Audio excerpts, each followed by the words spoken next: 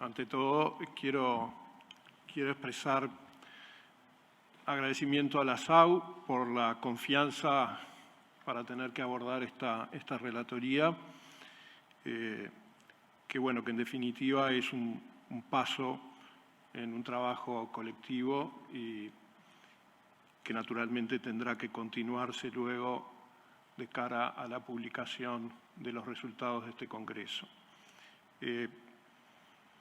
Dicho esto, el contenido de esta relatoría contó con el aporte de las moderadoras y moderadores de los paneles de presentación de las ponencias y de las mesas de diálogo, que muchos de ellos pudieron compartir sus reflexiones sobre lo presentado en cada una de esas instancias, y por otro lado también con conversaciones con el equipo organizador y responsable del Congreso. Voy a tratar de contarles un poco qué es lo que entiendo que podemos hacer hoy, dado que las presentaciones recién han culminado, y entonces evidentemente no existe el margen o no existió el margen como para una lectura detenida de todas ellas y sobre todo para ver su presentación. Por lo tanto, no vamos a estar haciendo una reseña singular de las presentaciones, aunque probablemente sí vamos a hacer mención al carácter de algunas de ellas de una manera por ahí inevitablemente selectiva. Pero sí nos interesa tratar de apuntar de alguna manera a volver a poner aquí con una mirada más global una especie de mirada a cómo fue la conversación que tuvimos estos días. Y por otro lado también a formular algunas consideraciones más amplias a partir de lo que planteó el Congreso como inquietud inicial. En ese sentido, creo que es clave comenzar refiriéndonos a cómo fue la convocatoria de la Sociedad de Arquitectos para este Congreso, que estuvo organizada en 4 ejes temáticos. Y se llamó a los colegas a participar en alguno de estos o en distintos de estos 4 ejes temáticos. Entonces, simplemente para repasarlos ahora con ustedes, recordar que hay un primer eje que se denomina territorios en tensión y que tiene más que ver con los temas de políticas públicas de ordenamiento, planificación y gestión, que tiene que ver con la producción del hábitat y la vivienda, y en particular cómo se vinculan con los conflictos urbanos y con la mejora de la calidad de vida. También se planteó en el marco de este eje la referencia a grandes emprendimientos urbanísticos o a sistemas de espacios públicos, planificación de infraestructuras, modalidades de gestión pública, privada o público-privada, y también a arquitecturas cuyo impacto destacado contribuya positivamente a la construcción de la ciudad, a su cohesión socioespacial y a la construcción social del hábitat. De modo que ese fue el primer eje. Este eje tuvo más de 30 trabajos presentados. Considerado individualmente fue el eje que reunió más ponencias, lo cual expresa que en la práctica y en la mente de la comunidad profesional, la dimensión de lo urbano, la dimensión de lo territorial tiene una presencia muy apreciable en este momento. Y como probablemente vamos a ver en lo que fueron las presentaciones, ese interés por la dimensión urbana y territorial no tiene, por supuesto, solo que ver con quienes trabajan a full, digamos, del marco de esas dimensiones, sino con quienes se vinculan con la dimensión urbana y territorial desde otras escalas de intervención. El segundo eje se denominó Sostener y transformar herencias y futuros en fricción. Recibió 14 trabajos y se refiere tanto al manejo responsable de los recursos materiales y energéticos vinculados a la sostenibilidad, como al manejo del patrimonio físico y cultural, arquitectónico y urbano, y las problemáticas de su adecuada gestión y de su sostenibilidad. Entonces, dentro de esto, la SAU indicaba temas como proyectos de reutilización física, social y económica del patrimonio edificado, intervenciones en construcciones de valor patrimonial, restauración, técnicas, inserciones de arquitecturas contemporáneas en conjuntos patrimoniales, planes de manejo y propuestas eficaces de gestión económica, ambiental y social, propuestas innovadoras de gestión del patrimonio y otras intervenciones que aporten a la valorización de contextos históricos, urbanos y territoriales y unidades de paisaje. Este eje, como les dije, recibió 14 trabajos, la mayoría de ellos centrados en aprendizajes a partir de las experiencias. Y luego los otros dos ejes, el 3 y el 4, sí, los tengo bien en orden, ¿no? Los ejes 3 y 4 tienen algo en común. Vamos a ver, el eje 3 está referido a las nuevas inteligencias técnico-constructivas y organizacionales. Se presentaron aquí 15 trabajos, ¿no? Y en el llamado de SAU se explicaba cómo, vinculado a los intensos cambios y sus consecuencias en la arquitectura y el urbanismo, en sus manifestaciones del modo de habitar, con énfasis en sus dimensiones tecnológicas y materiales, tales como el uso de nuevos materiales, procesos innovadores, consideraciones ambientales y de sostenibilidad. Entonces, de alguna manera, creo que fue un acierto vincular esto de las nuevas inteligencias técnico-constructivas y organizacionales, porque efectivamente en los trabajos presentados, la mayoría de ellos vinculados también a experiencias en curso o a experiencias realizadas, se manifiesta, como vamos a ver, esa doble naturaleza de los cambios que estamos viviendo, que no solo tiene que ver con la incorporación de tecnología, sino con el cambio en la forma en que organizamos el trabajo. Y el último eje, denominado Hacia una integración digital, que recibió 13 trabajos, se plantea en torno al cambio de paradigma por la digitalización de los procesos, y aquí hay referencias a algo que ya viene estando presente hace más tiempo, como son los sistemas de información geográfico, ¿no? y a los BIM y a todo el conjunto de tecnologías similares aplicadas a la construcción y a la gestión de obras, ¿no?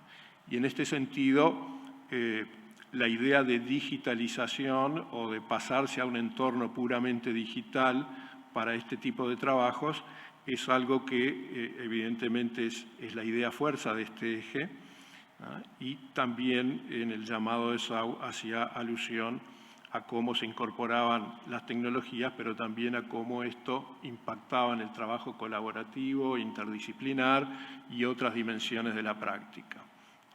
En este sentido, también, como dije, se presentaron 13 trabajos, muchos de ellos demostrativos de procesos en marcha, de incorporación tecnológica e incluso de cómo esto está impactando en la forma de proyectar, por ejemplo.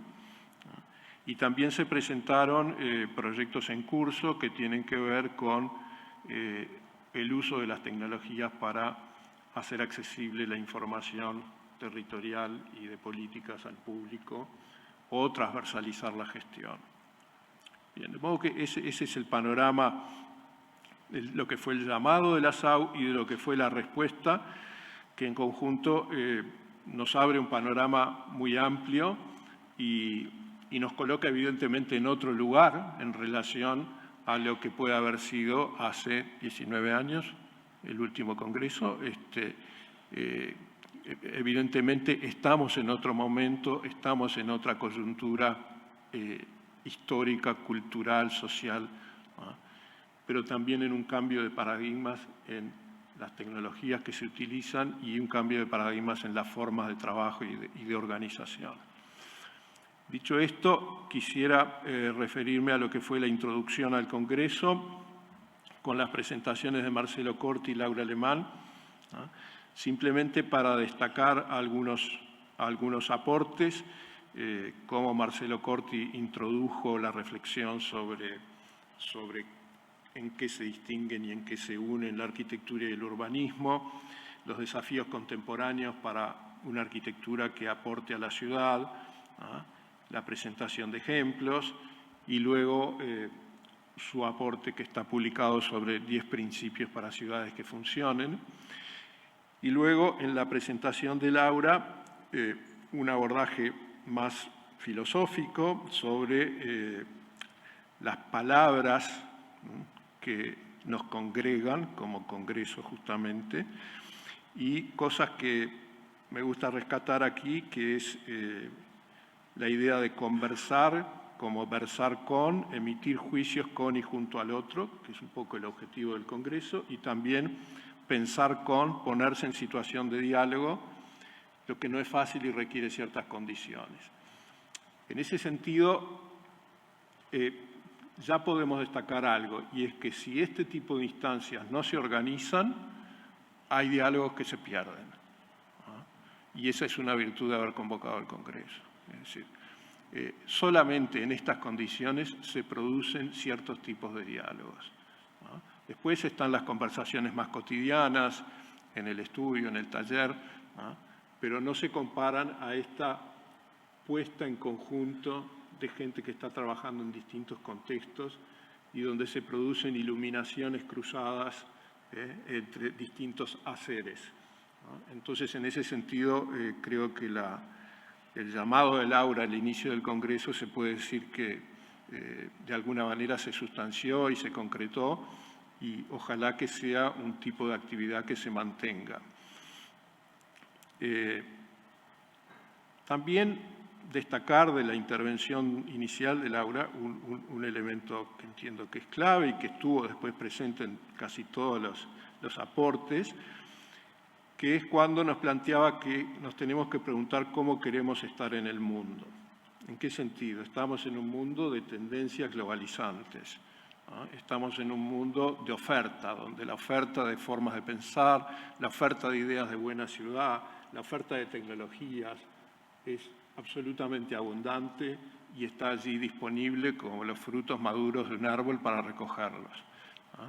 Pero de alguna manera una simple incorporación mecánica de toda esa novedad no parece suficiente y no parece ser la actitud más sensata. Entonces, ¿cómo queremos ubicarnos frente a estos cambios generales que está viviendo el mundo?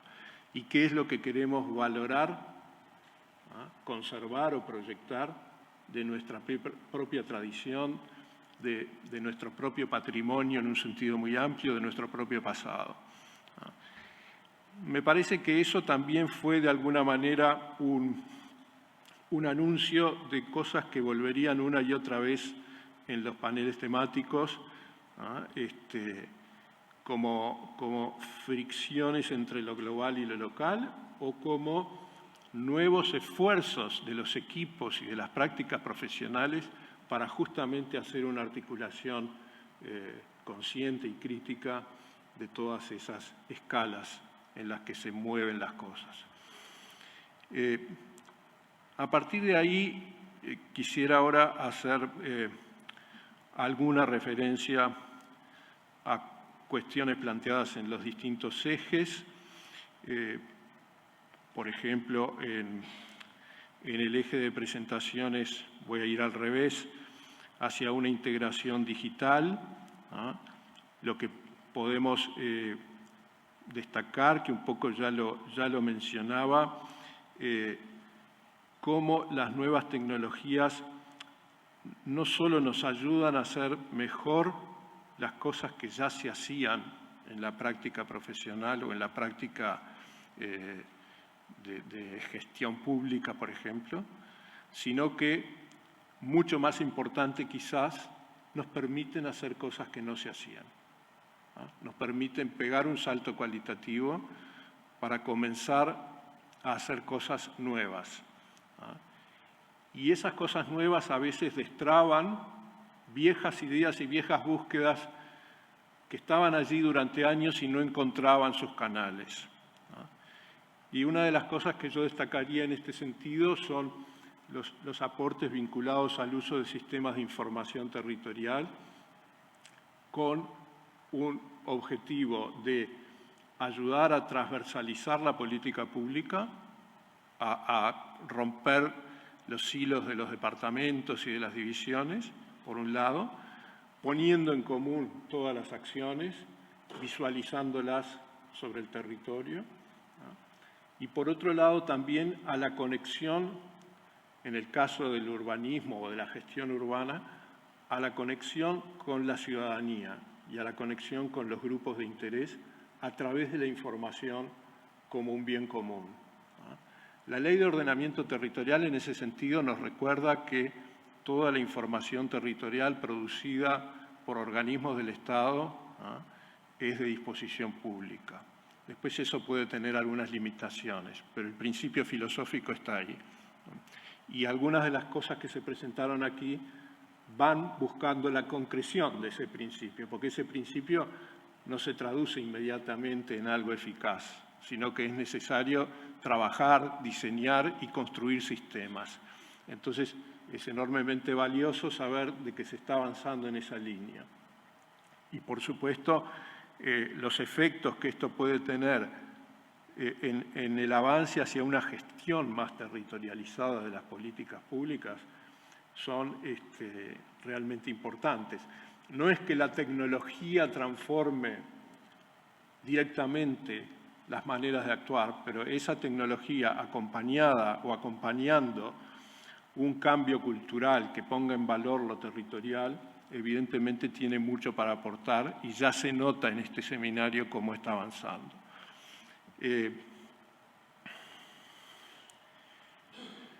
Bueno, ni que hablar también que en este foro, en este eje, se presentaron muchas experiencias de incorporación de las nuevas tecnologías de BIM en lo que es proyectación y construcción de arquitectura y también gestión.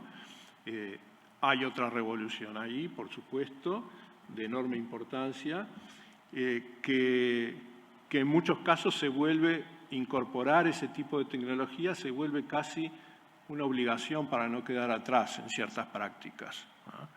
En otros casos puede incluso permitir potenciar nuevos espacios de trabajo.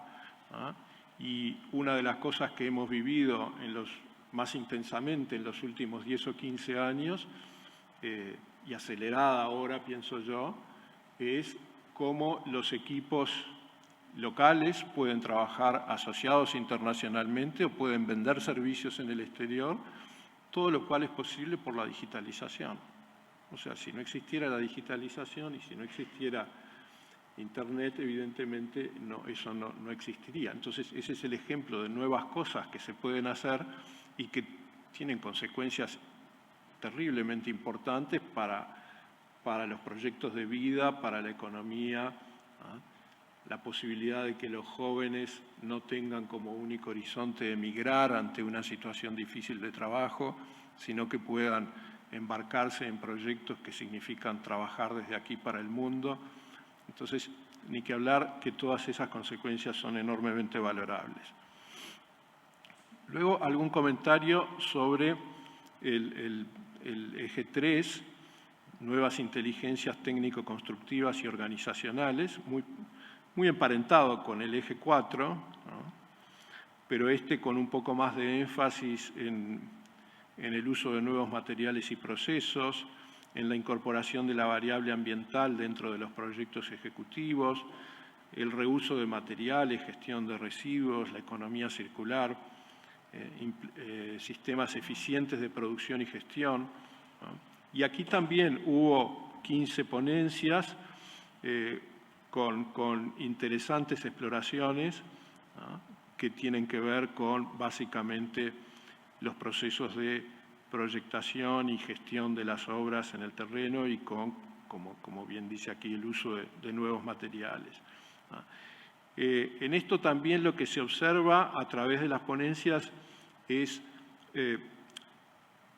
un esfuerzo de prueba y error y de adaptación. Es decir, ninguno de los nuevos paquetes tecnológicos simplemente se usa, sino que requiere un proceso de innovación en el cual se pone a prueba y se va perfeccionando la forma de incorporarlo en las prácticas. En ese sentido son muy valiosas las presentaciones que se realizaron en este eje. Luego tenemos el eje vinculado a la gestión del patrimonio, sostener y transformar herencias y futuros en fricción.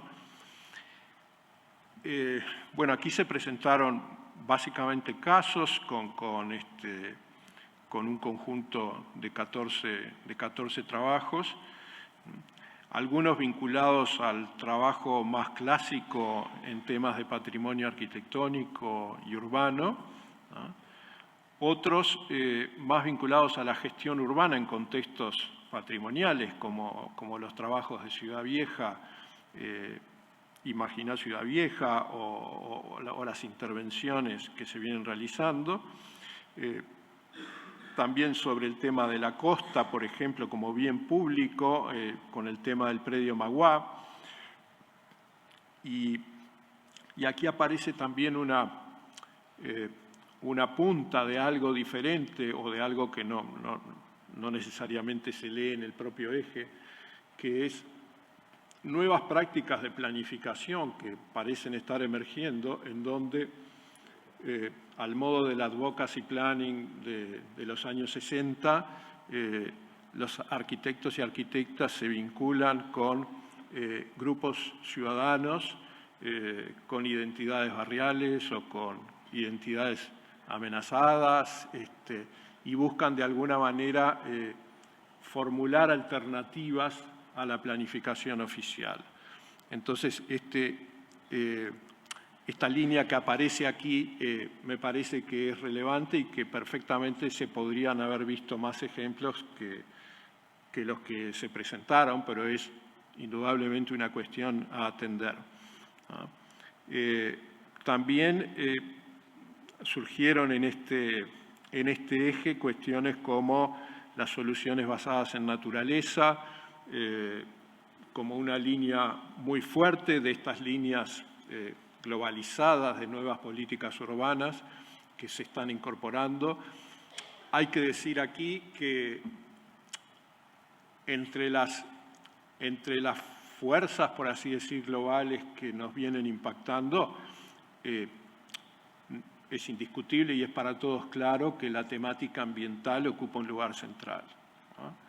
Y que la temática ambiental, desde sus inicios explícitos hasta hoy, ha dado vuelta a gran parte de las agendas y se ha convertido en muchos casos en la preocupación central del trabajo de colegas y de gente de otras disciplinas.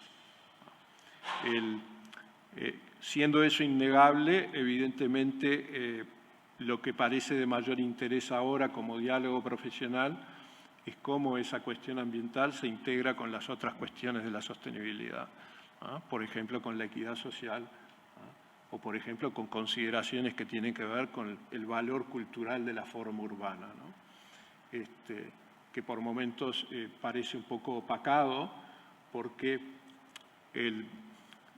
la preocupación por lo ambiental normalmente a lo que nos lleva es a una percepción de la realidad en base a procesos y en base a sistemas, lo cual, por un lado, es un salto muy positivo, ¿no? Pero por otro lado también puede diluir las miradas que conforman el núcleo duro de la especificidad profesional y que tienen que ver con el manejo del espacio y de su significación cultural, ¿no? Entonces, en esa tensión que permanentemente se le va planteando a la arquitectura de orientarse hacia nuevos ejes de acción y de preocupación y, por otro lado, no alejarse demasiado de las capacidades que la definen, ¿no? Y que la hacen que no sea equivalente a otras profesiones, me parece que reside una de las claves que estuvo a veces explícita y a veces implícita en la consideración de los paneles.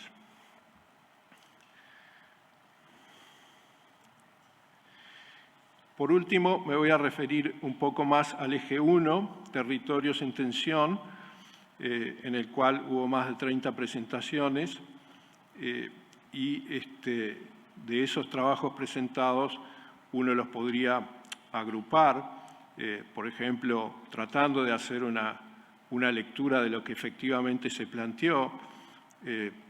A mí me surgían de manera totalmente, digamos, experimental estas dimensiones.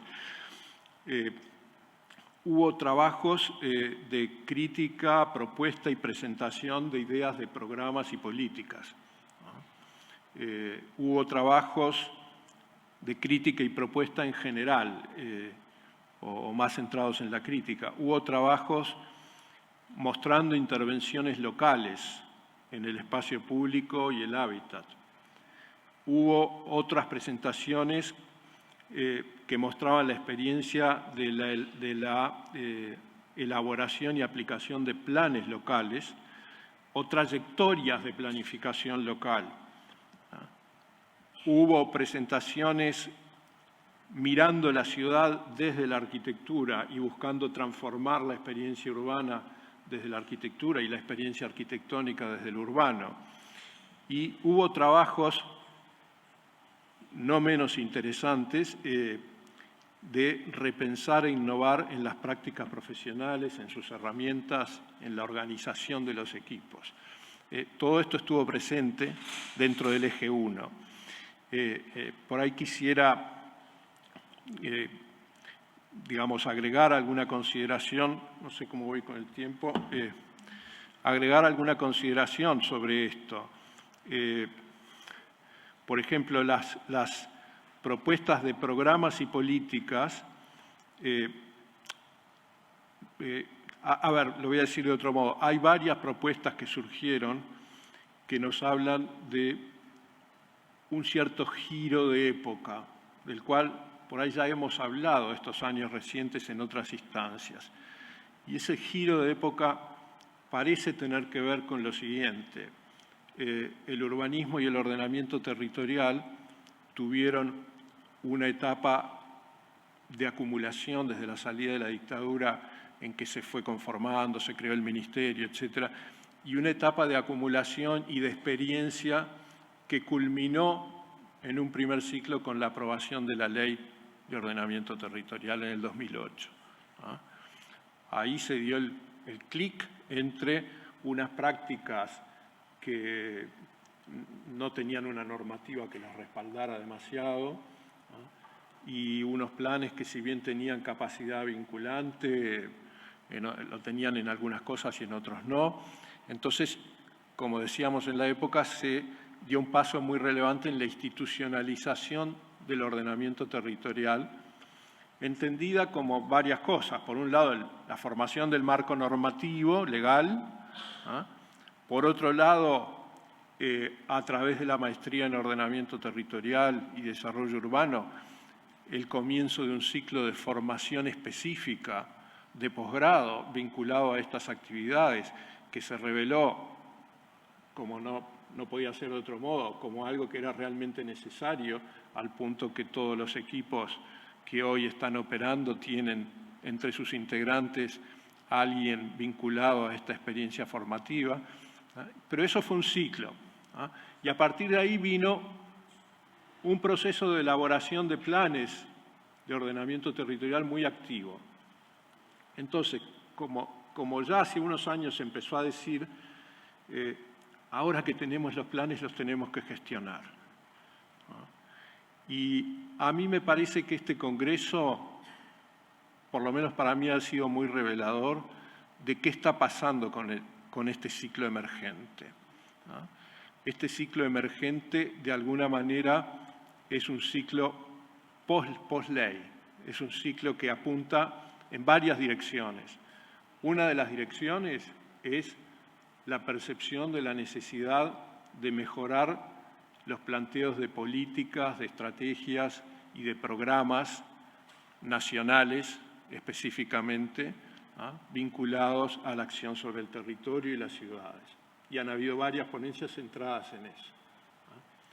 Pero otra de las cosas que hay que destacar, mucho a mi modo de ver, es cómo en la presentación de experiencias concretas de planificación, lo que se vino a mostrar al Congreso es un tipo de trabajo de artesanía cuidadosa, ¿ah?, para montar a partir de un marco legal genérico, dar un paso cualitativo para construir sistemas de planificación y de gestión adecuados a circunstancias concretas, adecuados a desafíos concretos, ¿ah?, combinando distintos tipos de herramientas legales y técnicas, convocando en alianza a distintos tipos de actores, ¿no? Y me parece que eso es muy representativo del momento que se está viviendo. Asimismo, en algún planteo vinculado a trayectorias de planeamiento, pudimos ver cómo la posibilidad de acumular en la especificidad de un lugar concreto, pero también a lo largo del tiempo, aumenta enormemente la calidad de lo que se hace, ¿ah? Y entonces, no vamos a meternos ahora acá mucho en el detalle, pero sí destacar que algunas de estas presentaciones quizá nos están sugiriendo claves acerca de bajo qué condiciones puede ser viable esta acumulación. Porque lo que todos normalmente decimos en el lenguaje corriente es cambia la administración, cambia el gobierno, nacional o local, y cambian las cabezas de las políticas, se pierde la memoria de lo que se estaba haciendo, se discontinúan las acciones, ¿no? Y es como que siempre estamos remando contracorriente. En cambio, cuando vemos experiencias de continuidad de gestión y de acumulación, quizá más en ciudades intermedias, creo que tenemos que escuchar y poner la lupa para ver cómo se están gestando esas condiciones que permiten que el planeamiento llegue a ser lo que es su vocación, digamos, que es una forma cuidadosa, respetuosa, pero a la vez proactiva y con ideas de gestionar un territorio a lo largo del tiempo, ¿no? Que es lo único que nos permite hablar seriamente de visiones y de estrategias, ¿no? Porque evidentemente en una sucesión de ciclos cortos es imposible planificar a largo plazo. Entonces, eso quería destacar. También en las intervenciones locales, en el espacio público y el hábitat, hay un par de cosas a destacar en los ejemplos que se presentaron, que es el enfoque interinstitucional y multiescalar, ¿no? Estoy hablando ahora básicamente de prácticas desde lo público, ¿no? El enfoque multiescalar, interinstitucional, y la búsqueda de una conexión directa con las poblaciones protagonistas, ¿tá?, del ámbito. Por lo menos las ponencias que llegaron a este Congreso, muchas de ellas claramente tenían este tipo de orientación y se presentaban como experiencias y aprendizajes. En definitiva, volviendo a lo que decíamos antes, el Congreso es una escuela, es decir, es una forma de aprender reflexionando sobre las experiencias, ¿no? Y en ese sentido creo que ha sido muy rico, por lo menos este eje y los otros. Y también ha habido críticas y ha habido propuestas, por ejemplo, han habido posturas críticas hacia la expansión de cierto tipo de programas inmobiliarios, ¿ah?, o hacia la presión que ejerce la economía del sector inmobiliario sobre el ambiente y sobre las ciudades, por ejemplo, personificada en barrios privados o en fraccionamientos de chacras, ¿ah?, y su impacto sobre el ambiente, de lo cual de alguna manera surge de ese tipo de postura crítica un reclamo de más Estado, de más regulación, de más cuidado y de más fuerza del marco regulatorio, ¿no? Y por otro lado también ha habido en algún caso planteos que apuntan a un concepto de flexibilidad de la regulación para estar dispuesta a incorporar cambios de circunstancias, aparición de nuevas iniciativas valiosas. Entonces, sin entrar en el detalle, pero creo que este es otro eje interesante que se puso notoriamente aquí en el marco del Congreso, que es un tema que se debate en la práctica y en la teoría, y es ese balance entre alcance de la normativa vinculante, por un lado, y herramientas y procedimientos de flexibilidad en la planificación, por otro. Tema que evidentemente será bueno retomar en futuras ocasiones con más ingredientes, con más experiencias. Y en cuanto a las ciudades de la arquitectura, bueno, vimos algunos ejemplos de cómo parecería ser que un poco aquí la línea dominante es cómo los edificios de cierta escala comienzan a abrirse al espacio público y a generar transiciones, ¿no? Y cómo en esa preocupación desde el diseño por generar interfaces complejas entre lo público y lo privado, aparecen espacios privados de acceso público, espacios colectivos y un conjunto de esferas o capas, digamos, que hacen que los edificios se presenten como más porosos, más abiertos, y que la experiencia urbana vaya atravesando estos distintos dominios, ¿no? Son experiencias en curso, ya habrá tiempo para evaluarlas, aunque tampoco son totalmente novedosas. Me acuerdo que siempre el caso, por ejemplo, de Países Reyes con el BPS se planteaba en términos de esa interpenetración de lo público y lo colectivo, pero evidentemente hoy es un tema. Y por último, quisiera hacer alguna referencia al tema de las prácticas profesionales, que es un tema que cruza las ejes. Por ejemplo, en el eje patrimonial llamó la atención el énfasis de algunas de las presentaciones sobre una concepción del equipo de trabajo como un equipo horizontal, ¿no? Como un equipo que no está formado exclusivamente por profesionales, sino que integra artesanos, que integra oficios y que todos trabajan en un marco de confianza, y de cómo la posibilidad de lograr ese tipo de equipos en donde hay una sintonía de respeto y de colaboración es esencial para el resultado, ¿no? Entonces, eso me pareció interesante, como también me pareció interesante algunos planteos de modelos de equipos de trabajo más cooperativos en términos de estudios de arquitectura y urbanismo, ¿no? O incluso el concepto de cierta horizontalidad planteado por la empresa de arquitectura y urbanismo más grande que tenemos hoy en Uruguay. Entonces, de alguna manera creo que hay algo que se puso de manifiesto en el Congreso que tiene que ver con cómo trabajamos en términos de equipos, ¿no? Y que sería interesante rescatar. Bien, vuelvo acá.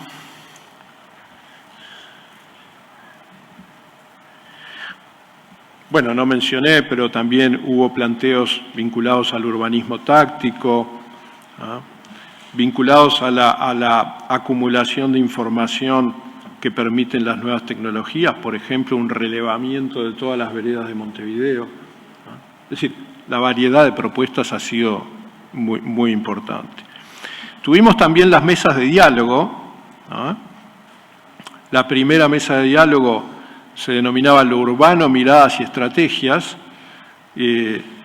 Ahí tuve que presentar una idea disparadora vinculada a la necesidad de una visión y una estrategia metropolitana, y se discutió sobre esta cuestión de lo metropolitano como sujeto real del fenómeno de la urbanización y de la vida en común montevideana, y también como desafío de planificación y gestión, sobre todo en aquellos sistemas que son comunes a todo el territorio, y en relación a aquellos proyectos que son capaces de modificar los grandes equilibrios. El tema quedó abierto, luego hubo una segunda mesa, Agenda Emergente entre Pueblos y Ciudades, en la cual Diego Capandegui presentó la experiencia y las reflexiones a partir de diversos trabajos en pequeñas localidades, y donde se presentaron muchos conceptos interesantes y un diálogo también muy interesante entre los panelistas. Y entre otras cosas, por ejemplo, que me interesó mencionar aquí, porque se repite para otros casos, es cómo en esos pequeños pueblos, por un lado, la ponencia reivindicó el valor de ciertas matrices culturales, paisajísticas, ambientales y de modo de vida, y al mismo tiempo reconoció cómo los pueblos están siendo en parte absorbidos por las nuevas lógicas de la agroindustrialización, que introduce modelos bastante diferentes en términos de cultura del territorio. Y entonces, ¿cómo se coloca ahí el profesional y cómo interviene? ¿Cómo selecciona los elementos fuertes a los cuales apostar? Me parece que fue planteado como casi como una opción moral, digamos, que tiene una dimensión seria y que debe ser considerada seriamente. Y eso mismo, si se quiere, se aplica a otras escalas de la urbanización y de la planificación. Y de alguna manera, por ahí lo podemos ver en otras presentaciones que hubo en el Congreso, como lo de Juan Lacasse o lo de Rivera u otras. De modo que eso fue interesante. Por supuesto, estoy siendo muy selectivo en cuanto a los destaques de temas. Y la tercera mesa se denominó Arquitecturas Diversas, una sola ciudad. Básicamente lo que se buscó plantear allí fue distintos tipos de producción arquitectónica y cómo se vinculan con la ciudad. Es decir, la producción institucional de la UDELAR, que mostró su tradición y su proceso actual de expansión al interior y cómo en ese proceso de expansión busca mantener cierta tradición del carácter cívico de los edificios y de su aporte a la estructuración. Se mostró también la modalidad de la vivienda cooperativa y su relación con el entorno urbano y la modalidad de producción de edificios mixtos y de alta densidad para el sector inmobiliario o de grandes urbanizaciones como el caso de Más Colonia. En definitiva, las mesas de diálogo fueron un elemento importante y complementario de los paneles. Por último, quisiera por ahí hacer alguna reflexión más general sobre qué significa hoy hacer ciudad o el cómo del hacer ciudad. Yo creo que este Congreso mostró que la comunidad profesional está integrando está trabajando en integrar la idea de que se opera en un contexto donde el poder está distribuido, en donde existen distintos actores que manejan recursos y donde la gestión no se detiene en el proyecto, sino que de alguna manera necesariamente coloca a los equipos profesionales ante la necesidad de ser activos en la articulación de alianzas o en la búsqueda de aliados, como se decía en una de las mesas, y en la selección de los aliados adecuados para cada circunstancia y para cada proyecto y para cada estrategia. Esa visión de recuperar el trabajo cívico y el trabajo de construcción política, si se quiere, de parte de los profesionales para llevar adelante los proyectos o los planes, parece muy relevante y hubo bastante consenso sobre esto. También hubo consenso, creo yo, sobre la especificidad multiescalar del territorio, ¿no? y el hecho de cómo los profesionales tienen que trabajar sobre esa especificidad, reconocerla, estudiarla, valorarla y tener una postura, ¿no? Como algo que se contrapone a la simple aplicación de fórmulas genéricas, así sea dentro de un mismo país. Y por otro lado, cómo se quebró, parecería que ya definitivamente, la barrera conceptual entre planificar y gestionar, ¿no? Bueno, quizás no en todos los lugares o no en todas las prácticas, pero hubo muchas presentaciones que trabajaron sobre esta dimensión del vínculo entre planificación y gestión, ¿no? Y cómo para lograr políticas exitosas es inseparable de organizar la gestión, ¿no? Y también cómo se le toma a la gestión un nuevo respeto, no como una actividad secundaria, sino como una actividad en la cual se aprende y se hace teoría también, ¿no? Es decir, se sacan de la gestión experiencias que luego influyen en la forma de planificar. Una segunda reflexión de cierre tiene que ver, en una línea parecida, con la práctica profesional como agencia, es decir, como un sujeto activo, intencional, en el cambio de paradigmas contemporáneos. Quizás esta es de las reflexiones más generales que me parecía interesante compartir, porque el Congreso se plantea en el contexto de cambios de paradigmas, ¿no?